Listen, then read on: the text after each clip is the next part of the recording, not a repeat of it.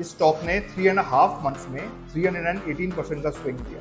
Consolidation upswing, consolidation upswing, consolidation. This was a very healthy up trend. This video is part of a video series called Wednesday winners, जिसमें मैं हर Wednesday एक बड़े stock move को analyse करूंगा और उसके अंदर कुछ ऐसी क्या बुलिश कैरेक्टरिस्टिक्स थी वो ढूंढ के आपको बताऊंगा, ताकि वो कैरेक्टरिस्टिक्स हम प्रेजेंटली जो स्टॉक्स हम देख रहे हैं, वॉच लिस्ट में है हमारी, उनमें ढूंढ पाए और वैसे ही एक विनिंग मूव को रेप्लिकेट कर पाए. तो इस वीडियो में मैं बात करने वाला हूं डीआरएसई स्टॉक के 318% स्विंग की. इस स्टॉक ने 3.5 मंथ्स में 318% का स्विंग दिया था. तो सबसे पहले तो आप ये समझिए कि एक अच्छा अपस्विंग दो तरीके से स्टार्ट हो सकता है. एक कि स्टॉक पहले से एक प्रायर डाउन ट्रेंड में है, स्टॉक 6 महीने 1 साल से डाउन ट्रेंड में चलता आ रहा है, उसके अंदर कैरेक्टरिस्टिक्स चेंज देखने को मिलते हैं, पोलैरिटी चेंज देखने को मिलती है, नीचे के लेवल्स पे बाइंग एक्यूमुलेशन स्टार्ट होती है और वहां से वो एक हेल्दी अप ट्रेंड की स्टार्टिंग करता है. एक तो वहां हमें अपस्विंग्स देखने को मिलते हैं. दूसरा कि स्टॉक पहले से एक हेल्दी अप ट्रेंड में है. तो जब एक स्टॉक एक हेल्दी अप ट्रेंड में होता है तो उसका मूव करने का तरीका होता है, it moves in a fashion of upswing consolidation, upswing consolidation, upswing consolidation. ऐसे पैटर्न में एक हेल्दी अप ट्रेंड में स्टॉक मूव करता है. तो ये जो जीआरएसई का स्टॉक है, इस 318% मूव से पहले हम देख सकते हैं, जूम आउट करके मैं आपको दिखाता हूं कि ये स्टॉक एक हेल्दी अप ट्रेंड में चलता आ रहा था. This was a very healthy up trend. और इस 318% की मूव से जस्ट पहले जब ये स्टॉक साइडवेज हुआ था, let me mark this sideways period, sideways होने से पहले इसने रिसेंटली एक बढ़िया अपस्विंग दिया था. This upswing is around 142%. 140% का एक अपस्विंग दिया स्टॉक ने, फिर वो साइडवेज हो गया.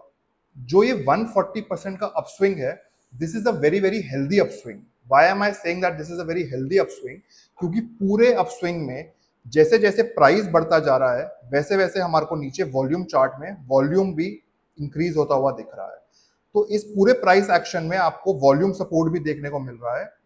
जब प्राइस एक बड़े वॉल्यूम के साथ बढ़ता है, एक सिग्निफिकेंट मूव एक बड़े वॉल्यूम के साथ आती है, तो उसका मतलब ये होता है कि इस स्टॉक के अंदर big players, big institution, big funds are making their position. अब ऐसा वो क्यों करते हैं? क्योंकि जनरली बिग प्लेयर्स के पास ऐसे इंफॉर्मेशन सोर्सेज अवेलेबल होते हैं या ऐसे इंफॉर्मेशन का उनको नॉलेज होती है जो अभी रिटेल स्पेस में अवेलेबल नहीं है. तो इसलिए हमें यहाँ देखने को मिल रहा है कि हेल्दी अप ट्रेंड है, ये एक हेल्दी अप स्विंग है, बड़े price movements on big volume days. ये जो पर्पल डॉट आपको देखने को मिल रही है, this is a indicator which I am using. ये इंडिकेटर क्या बताता है कि जैसे जिस पर्टिकुलर डे की मैं बात करूं, किसी भी दिन के अंदर अगर 5% से ज्यादा का मूव और 1 मिलियन से ज्यादा का वॉल्यूम पे वो मूव हो रहा है, तो that day will have a purple dot under it. तो ये वो इंडिकेटर है. जितने ज्यादा पर्पल डॉट है उतना ज्यादा हमारे को वो इंस्टीट्यूशनल एक्टिविटी देखने को मिल रहा है. तो ये जो अपस्विंग है, this is a very healthy upswing. इस अपस्विंग के बाद जब ये स्टॉक एक साइडवेज मोड में जाता है, करेक्शन मोड में जाता है अपने, तो इस पर्टिकुलर कंसोलिडेशन की अगर मैं बात करूं तो this is a very strong consolidation. क्योंकि जो पूरा का पूरा कंसोलिडेशन है, इसकी जो प्राइस रेंज पूरे अपस्विंग के 50% टॉप वन हाफ में है. 50% तक भी करेक्ट नहीं करा प्राइस में, कोई डीप करेक्शन देखने को नहीं मिली है प्राइस के अंदर हमें. तो which shows that this stock has good relative strength. इसके अंदर एक अच्छी रिलेटिव स्ट्रेंथ प्रेजेंट है, ज्यादा डीप प्राइस करेक्शन नहीं हुई है. जो बड़े प्लेयर्स कंटिन्यूअसली अपवर्ड मूवमेंट अपनी पोजीशन बना रहे थे, कोई भी इसमें से एग्जिट नहीं हुआ है. This is just most probably a profit booking correction. This is a very healthy correction. एक अच्छी रिलेटिव स्ट्रेंथ जब प्रेजेंट होती है कंसोलिडेशन फेज में, तो उसकी ट्रेंड को कंटिन्यू करने की प्रोबेबिलिटी बढ़ जाती है. तो this this is a very good characteristic that a stock must have. इस उसके बाद अगर मैं अंदर घुसूं तो पहले 3-4 महीने तक हमारे को कोई हैवी सेलिंग देखने को नहीं मिल रही है स्टॉक के अंदर. जहां भी बड़ी सेलिंग आ रही है, इमीडिएटली बाइंग से कवर अप हो रही है वो सेलिंग. स्टॉक फिर नीचे आया, इमीडिएटली 2-4 दिन में उसने फिर 20 मूविंग एवरेज को रिक्लेम करा एंड फिर धीरे धीरे धीरे धीरे धीरे धीरे टाइट होते होते stock reach its previous high. Game start होती है यहाँ. ये मूव मैं आपको दिखाता हूँ रिप्ले मोड पे.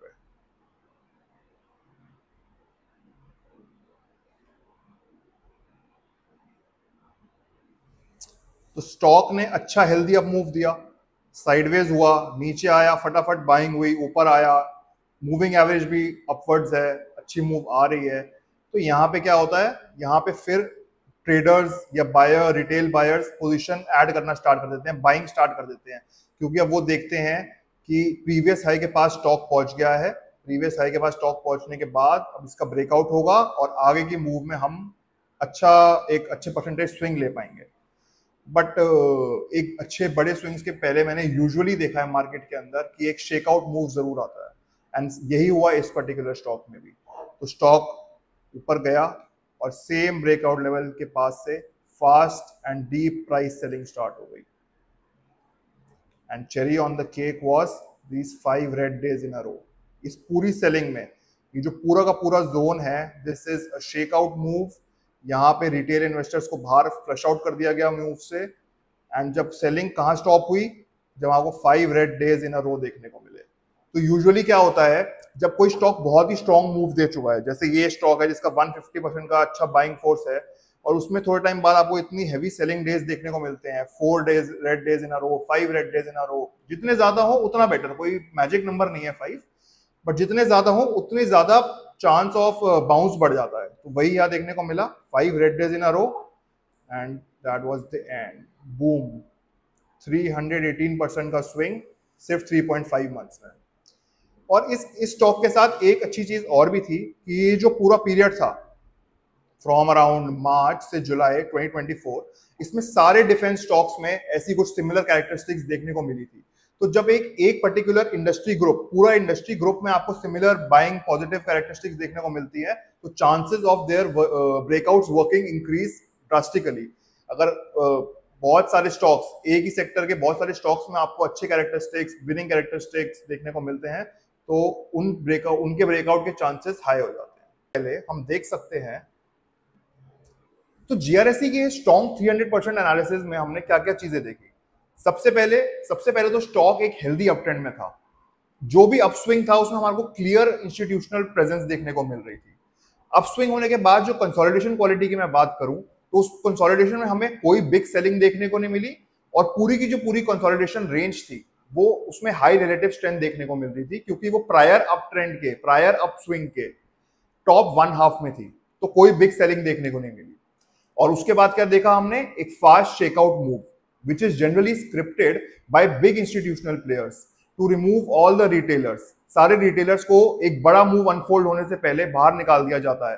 कैसे कि एक ब्रेकआउट पॉइंट के पास एक पैनिक सेलिंग का एनवायरनमेंट क्रिएट करा जाता है, फास्ट सेलिंग होती है, एंड रिटेलर पैनिक करके वो बेच देते हैं अपनी position.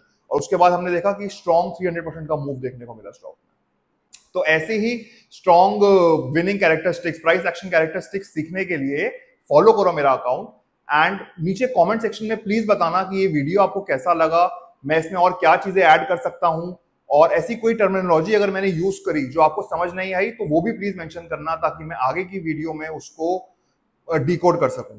Thank you for watching this video, see you next Wednesday.